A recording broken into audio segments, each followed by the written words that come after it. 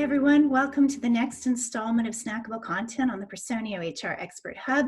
Today, I have joining me Asif Sadiq, who is the Global Head of Diversity and Inclusion at Adidas, as well as a LinkedIn top voice on this all-important topic. Based on his experience in different sectors, he's going to share some insights on why diversity and inclusion matters to the bottom line and how to build a successful D&I strategy. Welcome, Asif, and thank you for joining me today. Thank you for having me. Okay, well, let's jump right in with the first question. Why is D&I so important, and what would a successful D&I strategy look like?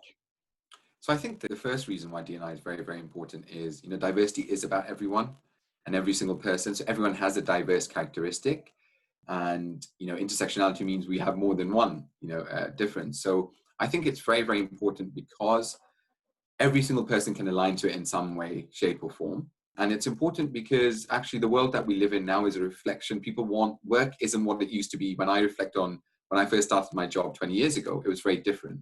The world today, people want to be part of an organization that they feel is inclusive, is creating the right environment, and one which aligns to their values. And clearly diversity is one of those values. And how can HR leaders drive the D&I agenda forward today with everything else going on right now? I think one of the big things is, D&I, and I've said this a lot and written about it on LinkedIn as well, but D&I isn't a tick box exercise. It's not a policy. We need to really ensure, and especially HR leaders need to ensure that it's weaved into business as usual.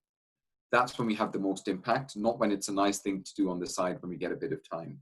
With everything, that's going on in the world currently, and with COVID-19 as well, one of the things which has come to the forefront is that diversity is hugely important. So we must ensure D&I is not a side conversation, but it's integrated and weaved into everything we do. Many HR teams are very focused on employee health and well-being right now. Do you see a strong link between diversity and inclusion and mental health?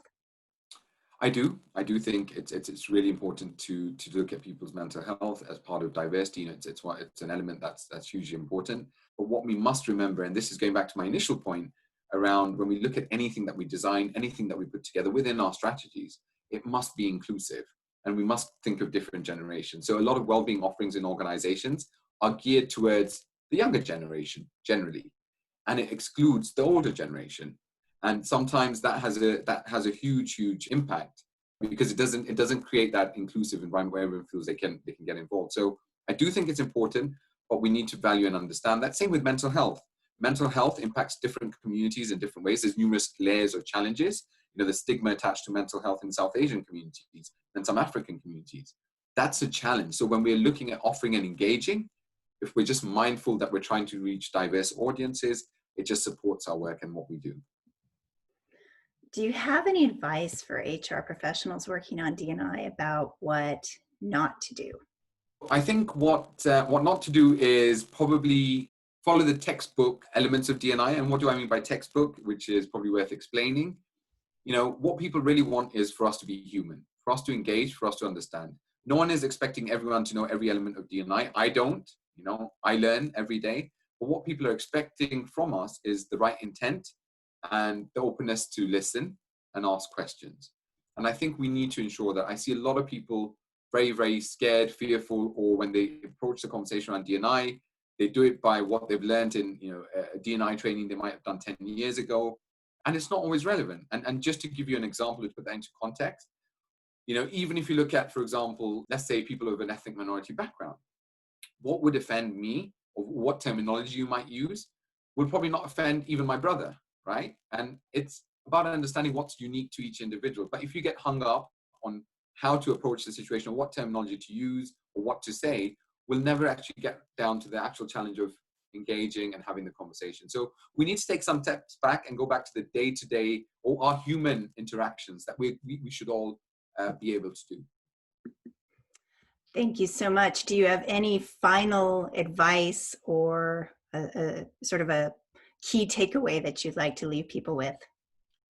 Yeah, definitely. So, I think we talk a lot about diversity, the differences, but I just want people to understand that the differences alone don't bring about change. You can have the most diverse workforce, but unless you create inclusive environments, so where all of them feel included in everything you do, but more importantly than that, create a sense of belonging for them, where they can bring their authentic self to work, you're defeating the purpose of having diversity.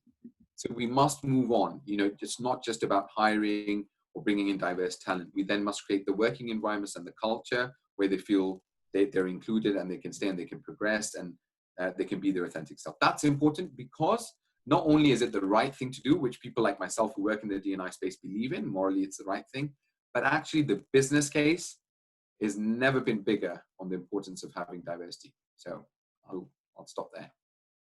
Thank you so much, Asif, for joining us today. And please, everyone, check out our HR Expert Hub for more interviews and information.